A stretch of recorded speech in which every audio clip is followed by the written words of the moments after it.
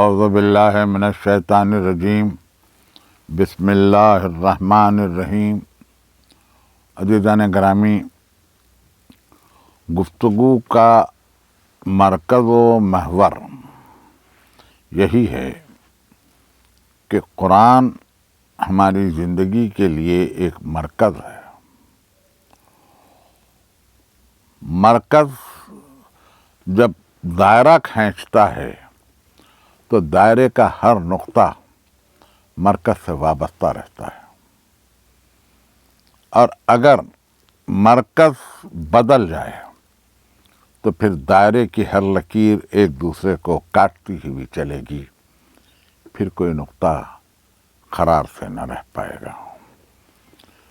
مرکز ہماری نگاہ میں ایک ہو اور پھر اسی مرکز کا طول میں ترقی کرنا کہ نقطے پر نقطہ، نقطے پر نقطہ، نقطے پر نقطہ، نقطے پر نقطہ، تو اس کو کہتے ہیں محور، آربٹ جسے آپ انگریزی میں کہیں۔ مرکز سینٹر، آربٹ محور۔ ہماری پوری نگاہ مرکز پر جو محور ہیں ان پر ہے۔ مرکز ذات الہی ہے، خالق اول، خالق حقیقی، خالق کل، وہی ذات، وہی معبود۔ انبیاء اسی سلسلے سے آئے، ہدایت کے سلسلے میں انبیاء آئے۔ ہدایت وہ مرکز ہے جو دائرے کو برقرار رکھنے کے لیے کھینچا گیا۔ اسی مرکز نے ہدایت انسانی کے لیے انبیاء کو بھیجا اور مسلسل بھیجا انبیاء کو۔ یہ فکر کتنی بلند ہو جاتی ہے کہ اگر انبیاء کو ہم ایک ہی سلسلے کی مختلف کڑیاں سمجھتے رہیں، اور اگر کوئی یہ سمجھے کہ ہر نبی الگ الگ مذہب لے کر آیا تھا تو یہ خیال تھوڑا خام ہو جاتا ہے، اس لیے کہ اللہ کی نگاہ میں تو ایک ہی دین ہے، وہ دین ہے اسلام۔ اللہ کے نزدیک ایک ہی دین ہے اور وہ دین ہے اسلام۔ جب کائنات کو خلق کیا تو خلقت کائنات کے وقت یہ دو تین باتیں ایسی ہیں جو میں عرض کر کے فوراً آگے بڑھ جانا چاہتا ہوں۔ ذات واجب نے یہ چاہا کہ وہ پہچانا جائے تو اس کے فوراً بعد، خواہش کے بعد ارادہ ہے۔ اس نے ارادہ کیا کہ کسی کو خلق کرے۔ اس ارادہ الہی نے مخلوق اول کو خلق کیا، اپنے ہی نور سے خلق کیا، اور وہ بھی نور ہی ہے۔ نور کے حصے کبھی نہیں ہوتے۔ نور ایک شمع کی لو سے آپ دوسری شمع کو جلائیں تو اس شمع میں کوئی کمی واقع نہیں ہوتی ہے۔ دوسری شمع جل گئی لیکن اس شمع میں کوئی کمی واقع نہیں ہوتی۔ اسی طرح سے جہاں جہاں آپ اس لفظ نور کا اطلاق کریں وہاں آپ کو یہ محسوس ہوگا کہ نور اگر تقسیم بھی ہوتا جائے، نور مختلف زاویوں سے جائے، نور انعکاس کے عالم میں جائے، تب بھی نور حقیقی میں کوئی کمی واقع نہیں ہوتی، کوئی کمی اس میں واقع نہیں ہوتی۔ جب وہ ہو چکا تو اب یہاں ایک اہم لفظ آ رہا ہے۔ یہ لفظ میری آج کی تقریر کے لیے عنوان بن رہا ہے کہ اس نور کے واسطے سے، واسطہ میں میڈیم کے لفظ میں استعمال کر رہا ہوں، اس نور کے واسطے سے ساری کائنات کو خلق کر دیا، اور ساری کائنات کو جب خلق کر دیا تو بس اس کے ارادے نے ساری کائنات کو خلق کر دیا۔ اس نے ارادہ کیا، کون فیکون، ارادہ کیا، ہو جا، اور کائنات ہو گئی۔ اس پوری نظام شمسی کو جب اس نے خلق کیا تو یہ نظام شمسی بے ربط نہیں ہے۔ یہ پوری نظام شمسی اس محیط میں یا سرکمفرنس میں ہے جس کا مرکز ایک ہے، ایک مرکز ہے، اور ہر کائنات کا نقطہ اسی مرکز سے وابستہ ہے، اسی مرکز سے پیوست ہے، اسی مرکز سے لگا ہوا ہے۔ جب دین آیا اس نے مسلسل انبیاء کے سلسلوں کو بھیجا۔ سورہ بقرہ کی آپ نے تلاوت کی اس مہینے میں، آغاز ہی میں کر لی ہے۔ اب اس میں آپ کو یہ آیت مل جائے گی کہ افکلما جاءکم رسول بما لا تہوی انفسکم وستکبرکم ففریقا کذبتم وفریقا تقتلون، کہ جب کبھی ہم نے کسی رسول کو بھیجا جو تمہاری ہوا و ہوس پر نہ چل سکا تو کسی کو تم نے جھٹلایا اور کسی کو تم نے قتل کر دیا۔ لیکن سورہ آل عمران میں پھر ارشاد ہوا ما کان اللہ لیذر المؤمنین علی ما انتم علیہ حتی یمیز الخبیث من الطیب، کہ ہم کبھی صاحبان ایمان کو اس حال پر نہ چھوڑیں گے جب تک کہ انہیں یہ نہ بتلا دیں کہ خبیث کیا ہے اور طیب کیا ہے۔ گفتگو پھر انہی دونوں الفاظ پر آ چکی جہاں سے میں نے گزشتہ 2-3 دن میں آپ کو تقریروں میں خطاب کیا تھا کہ طیب کی ضد نجس نہیں ہے۔ طیب کے معنی پاکی کے لیتے ہیں تو اس کی ضد نجس نہیں ہے، طیب کی ضد ہے خبیث۔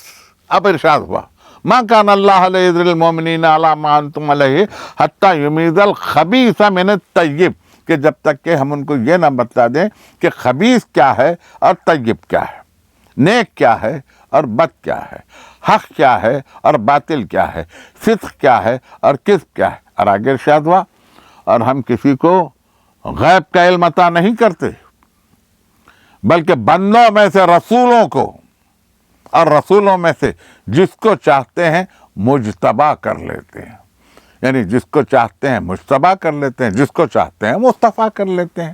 یہ ذات الہی نے یہ آیت میں رکھی۔ اب اسی سلسلے میں یہ ہوا کہ ہدایتوں کو پہنچانا ہے اور ہدایتوں کو پہنچنا چاہیے، تو اس کائنات کے گھٹا ٹوپ اندھیرے میں جہاں ہاتھ کو ہاتھ نہ سجھائی دے، وہاں جتنی ہدایت کی ضرورت ہے اتنی ہی ہدایت آئے۔ عدل الہی کا تقاضا ہی یہ ہے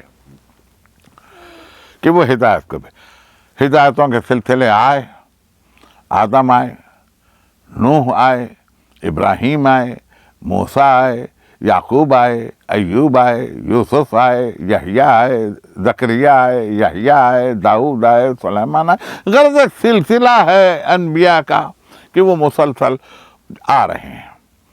کسی کو نبی بھیجا بنا کر ایک خطے کے لیے، کسی نبی کو بنا کر بھیجا ایک قبیلے کے لیے، کسی نبی کو بھیجا ایک علاقے کے لیے، کسی نبی کو بھیجا ایک امت کے لیے، کسی نبی کو کتاب دے کے بھیجا اس کو رسول کہا، کسی کے ساتھ شریعت کو بھیجا، لیکن صاحب شریعت غراء حد آخر پر اس ہستی کو بھیجا کہ جس پر رسالت کو ختم ہونا ہے، جس پر شریعت کو تمام ہونا ہے۔ اور اس کے لیے جو کتاب بھیجی، اس کتاب کو اتنا محکم کر کے بھیجا، اتنا کھول کھول کے بیان رکھا، مگر اجمال میں۔ تو اب کیفیت کیا ہوئی؟ قرآن جب لوح محفوظ سے چلا اور قلب سرکار رسالت مآب پر آیا تو قرآن کی ہر ایک آیت، ذرا میں رکوں اور اس کو ذرا سا میں چاہتا ہوں کہ اس کی تشریح کر دوں تاکہ کسی کو فہم میں دشواری نہ ہو۔ جب ہم کوئی ریسرچ کرتے ہیں، اسکالرز جب کوئی ریسرچ کرتے ہیں، کوئی سائنٹسٹ جب کوئی تحقیق کرتا ہے، کوئی تجربہ کرتا ہے، تو اس کی زندگی بھر کی تحقیق و تجربے کے بعد جو نتائج برآمد ہوتے ہیں، ان نتائج کے آگے وہ ایک علامت لگا دیتا ہے، ایک سمبول لگا دیتا ہے۔ یہ سمبول اس کی اس پورے نظریے کا خلاصہ ہے۔ جب اس کا نتیجہ آ جائے تو ایک اور سمبول لگا دیا، وہ سمبول اس کی پوری زندگی کی زحمتوں کا خلاصہ ہے۔ اس طریقے سے یہ فارمولات جب آتے ہیں تو اس میں مختلف سمبول سے بتلاتے ہیں کہ اس کے پیچھے کیا ہے، اس کے پیچھے کون سی تحقیق ہے، اس کے پیچھے کتنا تجربہ ہے، اس کا حاصل کیا ہے، وہ فارمولہ آ جاتا ہے۔ اسی طریقے سے قرآن مجید کی ہر آیت ایک سمبول ہے، اور اس سمبول کی صحیح شرح سوا ذات ختم مرتبت کی سیرت کے کوئی اور ہے ہی نہیں۔ اب ہم ترجمہ کریں، معنی کریں، تفسیر کریں، جو چاہیں سو کریں، لیکن یہ سب کچھ ہمارے فہم کے مطابق ہے، ہماری عقل کے مطابق ہے، یہ ہمارے علم کی وجہ سے ہے۔ آج اگر انسان کا علم کسی درجے پر ہے، کل اس کی ترقی اور ہوئی، یہ علم کمتر ہو گیا، وہ علم برتر ہو گیا۔ اس طریقے سے زندگی کے ہر مرحلے میں علم کی ترقی ہے، اور جب علم کی ترقی اپنے کمال پر جائے تو وہ مڑ کے جب دیکھتا ہے تو اس کو پتہ چلتا ہے کہ میں کل جو کر رہا تھا وہ پست تھا، آج جو کر رہا ہوں وہ عالی ہے۔ جب اس طرح سے ترقی ہو تو ایک مرتبہ تفسیر کو جامد کر دینا، آیت کے معنی و مفہوم کو جامد کر دینا، ظاہر ہے کہ اس وقت کے لیے وہ تفسیر، وہ آیت کا ترجمہ ممکن ہے کہ صحیح رہا ہو، لیکن کیا یہ بھی ایک حقیقت ہے کہ وہ ترجمہ منشاء الہی سے میل کھاتا ہے؟ ایسی صورت میں یہ کہہ دینا کہ ہمارے لیے کتاب خدا کافی ہے، میں اس سلسلے میں کچھ اور کہتا تو نہیں ہوں، لیکن اس کتاب خدا سے آپ زندگی کے سارے مسائل نکال کیسے سکیں گے؟ کس طرح سے آپ ان مسائل کا حل کر سکیں گے جو آپ کی زندگی میں، اور ہر انسان کے مسائل الگ الگ ہیں، ہر انسان کے کیفیات الگ الگ ہیں، اس کی زندگی کے تجربات الگ الگ ہیں، اس کی زندگی کا رخ حیات الگ الگ ہے۔ ہر انسان کا جیسا نفس ہے ویسا اس کا رخ حیات ہے، جیسا نفس ہے ویسے اس کے مسائل ہیں۔ تو اگر صرف قرآن کافی، اس میں کوئی شک نہیں ہے کہ قرآن میں ہر چیز کا بیان موجود ہے، ہر خشک و تر موجود ہے، نجوم شمسی، نظام شمسی، نجوم و کواکب، سب کا حال موجود ہے، جتنی مخلوق ہے سب کا علم موجود ہے۔ بات صرف یہ ہے کہ اس تک پہنچا کیسے جائے، یہ اس وقت تک نہیں ہو سکتا جب تک کہ آپ کا ربط راسخون فی العلم سے نہ ہو۔ میں ایک منزل پر پہنچ گیا، آج کی تقریر میں میں ایک منزل پر پہنچ گیا۔ راسخون فی العلم وہ ہیں جو علم دنیاوی کو نہیں بلکہ جس کی نگاہ علم قرآن پر مکمل ہو۔ علم قرآن، سرکار رسالت مآب صلی اللہ علیہ وآلہ وسلم شہر مدینہ علم ہے، شہر علم ہے۔ ضرورت اس بات کی ہے کہ دروازہ علم تک پہنچے، اس لیے کہ وہاں سے علم کا افشا ہوتا ہے، علم کو جاری کیا جاتا ہے۔ آپ کے علم میں ہے، میں نہیں چاہتا کہ میری تقریر کسی محدود حلقے تک رہے، میں عالم اسلام سے خطاب کرنا چاہتا ہوں۔ اس کی مرضی ہے کہ وہ جس کسی کو بھی اپنے لیے راسخون فی العلم میں کسی کو چنتا ہے، وہ اس کی مرضی، اگر اس کی تشفی ہو رہی ہے وہ اس کی تلاش ہے۔ لیکن یہ بھی تو دیکھیے کہ آیت اور بھی ہے، قل کفیٰ باللہ شہیدا بینی و بینکم ومن عندہ علم الکتاب، کہہ دو میرے لیے کافی ہے شہادت کے لیے خدا، قل کفیٰ باللہ شہیدا بینی و بینکم ومن عندہ علم الکتاب، یا وہ جس کے پاس علم کتاب ہے۔ جب آپ علم کتاب تک پہنچ جائیں گے تو اب ایک اور سلسلہ نکلتا ہے، ایک لفظ آ رہا ہے قرآن میں بھی، یہ لفظ ہے اللہ ولی الذین آمنوا یخرجہم من الظلمات الی النور، کہ اللہ ولی ہے صاحبان ایمان کا، ظلمتوں سے نکالتا ہے، نور کی طرف لاتا ہے۔ اور پھر ایک جگہ یہ بھی ذکر ہے کہ اولیاء اللہ کبھی محزون نہیں ہوتے، کبھی رنجیدہ نہیں ہوتے۔ کبھی ولی اولیاء کا یوں تذکرہ ہے کہ جو نماز کو قائم کرتے ہیں، رکوع میں زکوٰۃ دیتے ہیں۔ تو اولیاء اگر معذون من اللہ ہوں، یعنی جو اللہ کو چھوڑ کر خود کو ولایت کے درجے پر پا رہے ہیں، تو یہ تو وہ ہیں کہ جو نور سے نکال کے ظلمتوں میں لے جاتے ہیں۔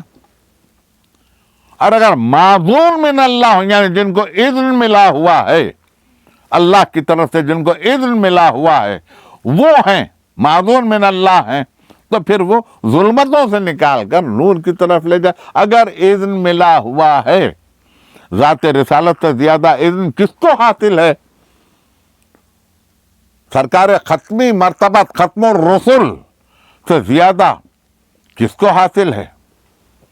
ظاہر ہے کہ بعد از خدا بزرگ طوی قصہ مختصر، انہی پہ علم تمام ہے، انہی پہ حرف تمام ہے، انہی کی ذات بابرکت نقطہ آغاز ہے، انہی کی ذات بابرکت سے کائنات میں وسعت ہے۔ اب جہاں کہیں، اب یہ حصہ آپ کی توجہ کے لیے تھوڑا سا قابل غور ہے۔ اگر نور کی ایک شعاع چلیے، یہ شعاع پڑی کسی وجود پر، کبھی آپ نے یہ دیکھا ہوگا کہ کبھی لڑکے کھیل کھیل میں ذرا سا سورج کے سامنے شیشہ بتا کر منعکس کرتے ہیں اور آنکھ پر پڑ جاتی ہے اس کی شعاع، تو آدمی کہتا ہے ہٹاؤ ہٹاؤ، آنکھیں خیرہ ہو رہی ہیں۔ یعنی تاب نظارہ نہیں، انعکاس کی یہ کیفیت ہو تو آئینہ مقابل ہو، نور کے مقابل میں آئینہ ہو تو آئینے سے انعکاس ہے، اور یہ انعکاس کی چھوٹ جس وجود پہ پڑے اس نے اگر قبول کر لیا ہو تو پھر اس کی نزدیکی کا کہنا کیا ہے؟ لیکن یہ راست نہیں ہے، یہ بالواسطہ ہے۔ گزشتہ 3-4 دن پہلے میں تقریر کرتے ہوئے یہ عرض کر رہا تھا کہ ذات واجب نے جب مخلوق کو خلق کیا تو ایک شعاع راست آئی، یہ شعاع رحمانیت کی ہے، وہ رحمان ہے۔ جب پیدا کیا تو تقاضا عدل یہ ہے کہ اس کو رزق بھی پہنچائے، اس کو ترقی بھی دے، اس کا تحفظ بھی کرے، اس کی تربیت بھی کرے، اور اس کو ارتقاء کی منزل تک لائے۔ پیدا کیا ہے، خالق ازل نے پیدا کیا ہے اس کو، تو ضروری ہے اس کے لیے کہ وہ یہ سب کچھ کرے۔ یہ رحمانیت ہے۔ وہ یہ نہیں کہہ سکتا کہ فرعون مجھ سے بگڑ کر چلا ہے، رزق روک دوں گا، وہ یہ نہیں کہتا۔ نمرود بگڑ کر چلا ہے، رزق روک دوں گا، وہ نہیں کہتا۔ اس کے خون کے قلیوں کو فریاد کرنے نہیں دوں گا، یہ نہیں کہتا۔ وہ تو اپنی مخلوق کو جس قدر دینا چاہتا ہے وہ دیتا ہے اپنے خانے کرم سے۔ کافر ہو تو دے، مشرک ہو تو دے، ملحد ہو تو دے، مرتد ہو تو دے، یہی تو کرم ہے۔ اور پھر اس کے بعد اس کا یہ پوچھنا کہ یا ایھا الانسان ما غرک بربک الکریم، اے انسان کس نے تجھے تیرے کریم پروردگار سے مغرور کر دیا، یہ بتلاتا ہے کہ یہ کرن رحمانیت کی عطا پہ عطا کر رہی۔ ایک اور کرن ہے، یہاں موضوع ذرا سا آپ کی توجہ کا طالب ہے۔ ایک اور کرن ہے کہ جو بواسطہ آ رہی، یوں جا رہی ہے اور وہاں سے اس وسیلے سے، اس واسطے سے پھر مخلوق تک پہنچ رہی ہے۔ یہ کرن ہے رحیمیت کی، یہ بے واسطہ رسالت آ رہی ہے۔ اس کرن میں ہدایت بھی ہے، انسان کے لیے ایک سہارا بھی ہے۔ دیکھیے غلط فہمی نہیں ہونی چاہیے، اس لیے کہ اگر اللہ نے اذن دیا ہو یا دے سکتا ہو اور وہ یہ چاہتا ہے کہ کوئی نبی کسی کام کے لیے اس سے اذن طلب کرے، وہ طالب اذن ہو، تو جس کو اذن دیا، جس کو معجزہ دیا، دنیا تو جائے گی اس کے پاس، کیوں نہ جائے؟ عیسیٰ کے پاس معجزے آئے، وہ نابینا کو اچھا کر دیتے تھے، مبروس کو ہاتھ پھیر کر صحیح کر دیتے تھے، مردے کو ٹھوکر مارتے تھے، زندہ ہو جاتا تھا۔ اذن دینا اس کا کام ہے۔ انسان کا کام یہ ہے کہ وہ اس کے پاس جا رہا ہے جس کو اذن دیا گیا۔ لیکن عجیب بات کہنا چاہتا ہوں میں آپ سے کہ عیسیٰ کو ہر معجزے کے اظہار کے لیے اذن طلب ہونا پڑتا تھا، ہر معجزے کے لیے. یعنی افضلیت سرکار رسالت مآب کی عیسیٰ پر یہ ہے کہ عیسیٰ کی ٹھوکر سے بھی مردے زندہ ہوتے تھے. عیسیٰ کے معجزے سے بھی اندھے کو آنکھیں مل جاتی تھی، نابینا کو. عیسیٰ کے معجزے سے بھی مبروس یعنی برس میں مبتلا ٹھیک ہو جاتا تھا. لیکن ہر مرتبہ عیسیٰ کو اذن طلب کرنا پڑتا تھا، تب کہیں وہ معجزہ صادر ہوتا تھا. سرکار رسالت مآب کے لیے کسی اذن کے طلب کرنے کی ضرورت نہیں تھی، اس لیے کہ جب سے ان کو خلق کیا اس وقت سے اذن بھی دے دیا کہ جاؤ تم معذون من اللہ ہو، تم سراج منیر ہو، تم شاہد و مبشر ہو، تم طٰہٰ ہو، تم یاسین ہو، تم مزمل ہو، تم جاؤ، ہم نے اذن دیا تم. تو جس کو اذن یہاں دیا دنیا میں اس کو اذن شفاعت بھی دیا. خیر یہ بحث بہت طویل ہو جائے گی، آج کی تقریر میں شاید میرے پاس اتنی گنجائش نہیں ہے کہ میں اس مسئلے کو چھیڑ کر انجام تک پہنچا سکوں. لیکن میں چاہتا ہوں کہ کبھی کبھی نگاہیں دھوکہ بھی کھا جاتی ہیں، دھوکہ بھی کھا جاتی ہیں نگاہیں. انسان کے نفس کی بلندی یا پستی اس کو کہاں سے کہاں پہنچا دیتا ہے. معجزہ ہر کسی سے صادر نہیں ہوتا. معجزہ صرف اور صرف نبوت سے منسلک ہے اور کسی دوسرے سے نہیں، قطعی نہیں. معجزہ صرف نبی سے صادر ہو سکتا ہے اور کسی سے نہیں. اس کی 4 اقسام ہیں. اس کی ایک قسم ہے معجزے کی استدراک، اس کی دوسری قسم ہے عون، اس کی تیسری قسم ہے کرامت، اور چوتھی قسم ہے معجزہ. آپ ذرا غور کرتے چلیں کہ آپ نے دیکھا ہوگا، سنا ہوگا، پڑھا ہوگا، آپ کے مشاہدے میں ہوگا کہ وہ لوگ جو مسلمان نہیں ہیں، اسلام دشمن ہیں، مشرک ہیں، کافر ہیں، ان لوگوں نے بھی بعض محیر العقول قسم کی ایسے کمالات انہوں نے دکھائے ہیں کہ جہاں عقل حیران ہو کے رہ جاتی ہے. میں تو ہندوستان ہی سے تقریر کر رہا ہوں، تقریر یقیناً گلوبل لیول پر جا رہی ہے، انٹرنیشنل ہک اپ پر، لیکن یہیں ہندوستان میں کئی سادھو ایسی حرکتیں کرتے ہیں کہ جس کو دیکھ کے عقل حیران ہو جاتی ہے. یہ معجزہ نہیں ہے، یہ استدراک ہے. یہ استدراک ہے. اس نے اپنے نفس کو جن شیطانی طاقتوں کے حوالے کر رکھا ہے، یہ ان کی حرکتیں ہیں. اس کو دیکھ کر انسان کے ذہن میں وہم پیدا ہوتا ہے، اس لیے کہ وہ شک میں مبتلا ہے، یقین پر نہیں. پھر میں اپنی تقریر کے ایک نقطے پہ آ گیا کہ اگر انسان کی زندگی میں یقین نہ ہو تو یہی کیفیت ہوتی ہے اس کی کہ اس نے دیکھا کہ کوئی حیرتناک چیز اس کی آنکھوں کے سامنے ہو رہی ہے، اس کی آنکھیں دیکھ رہی ہیں، اور وہ یہ سمجھ رہا ہے کہ یہ جو دکھا رہا ہے اس کے اختیار میں یہ سب کچھ ہے، لیکن یہ نہیں سوچ رہا ہے کہ اس کو یہ اختیار خباثت کی وجہ سے ہے یا طیب ہونے کی وجہ سے ہے، طیب کی وجہ سے ہے یا خباثت کی وجہ سے ہے. وہ اس کو پرکھ نہیں ہے. جب اس نے وہ دیکھا تو پھر فوراً اس کو خیال آیا کہ میری یہ مشکل ہے، میں اس سے یہ حل کروا لوں، یہ خواہش ہے اس سے وہ پوری کروا لوں. یہ دیکھیے، آپ حیرت انگیز طور پر میری تقریر کے کسی نہ کسی ایسے جملے سے پیوست ہو جائیں گے کہ جہاں اس نے اپنی خواہش نفسانی کے لیے اس کا انتخاب کیا، اس لیے کہ اس میں شک تھا، اس کو یقین نہیں تھا ذات واجب پر، اس کو یقین نہیں تھا اللہ پر، اس کو یقین نہیں تھا قدرت کاملہ پر. تو اس نے اس واسطے اور اس وسیلے کو اختیار کیا کہ یہ شرک بھی ہے، کفر بھی ہے، نجاست بھی ہے، خباثت بھی ہے، اور جس کو یقین کامل ہے وہ اپنے رب سے رجوع کرے۔ اب یہاں ایک مسئلہ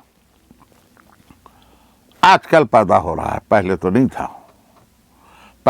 تھا، اب ادھر چند برسوں سے یہ عام طور پر مجھے سننے میں آ رہا ہے، آپ نے بھی سنا ہوگا، کہ بغیر وسیلے کے آپ چاہیں تو سب کچھ کروا سکتے ہیں۔ جو لوگ کروا سکتے ہوں گے وہ کسی اور منزل پر ہوں گے بلندی کی، لیکن میں ایک عام انسان کی حیثیت سے یہ کہنا چاہتا ہوں کہ ذات واجب نے اس کائنات کی تخلیق کو کیا بلا واسطہ تخلیق کیا؟ وہ چاہے تو بغیر ابر کے بارش کروا دے، وہ چاہے تو بغیر وسیلے کے میوے پیدا کر دے، وہ چاہے تو آسمان، وہ چاہے کیا اس نے چاہا جب طلب کیا تو آسمانوں سے من و سلوہ ٹپکا، من و سلوہ نازل ہوا، مگر خیر انسان مانگا بھی بیزار بھی خود ہوا۔ وہ چاہے تو سب کچھ کرے، لیکن اس نے اس پورے پروسیس کے لیے وسائل رکھے۔ ایک دانہ چاول کا یا گیہوں کا یا اناج کا جو آپ تک پہنچتا ہے، تخم سے لے کر آپ تک پہنچنے میں اس کی منازل کتنی ہیں؟ تخم سے اٹھا، پودا بنا، شجر بنا، پھول آئے، پھل بنا، اناج کا دانہ بنا، اناج کا دانہ ٹوٹا، اور آپ تک کے جب تک کہ وہ پہنچا، پھر بازاروں میں آیا، پھر تھوک فروشوں سے چلر فروشوں تک پہنچا، جب خوردہ فروشوں تک آیا، پھر آپ تک پہنچا تو کبھی سالم پہنچا اور کبھی سالم نہیں پہنچا۔ جب آپ نے اس کو استعمال کیا تو کچھ آپ تک پہنچا، کچھ ضائع ہو گیا، اور پھر آپ کے ہاضمے نے اس کو قبول کیا، پھر وہ خون میں تبدیل ہوا، پھر اور دیگر چیزوں میں تبدیل ہوا۔ اس کو اپنی منزل تک پہنچنے کے لیے، آپ کا سامان حیات بننے کے لیے اتنے وسیلوں سے گزرنے کے بعد اس کو کم سے کم 6 مہینے لگ گئے۔ تو 6 مہینے بعد جس کا رزق بننا ہے اس دانے کو، اور جس دانے پہ کھانے والے کا نام لکھا ہے، اس کی ذات واجب نے 6 مہینے پہلے تیاری کر دی۔ اس سے بڑا رزاق متین کون ہوگا؟ اس سے بڑا کریم کون ہوگا؟ یا ایھا الانسان ما غرک بربک الکریم۔ رمضان کریم کا مہینہ ہے، آپ دعا کے لیے ہاتھ اٹھا رہے ہیں، ادھر بارگاہ خداوندی سے کرم کے دروازے کھلے ہوئے ہیں، رحم کے خواستگاروں کے لیے دامن بھر بھر کے عطا کے دروازے کھلے ہوئے ہیں۔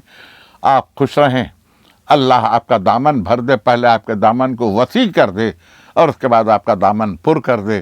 آپ خوش رہیں، آپ کے احباب خوش رہیں، آپ کے عزیز و اقربا خوش رہیں، دنیاوی اور آفات سماوی سے آپ محفوظ رہیں، ہر مرض سے آپ کو حفاظت فرمائے اللہ تعالیٰ۔ وہ حفیظ ہے، یقیناً آپ کی حفاظت کرے گا۔ کل تک کے لیے مجھے اجازت دیجیے، شکریہ، خدا حافظ۔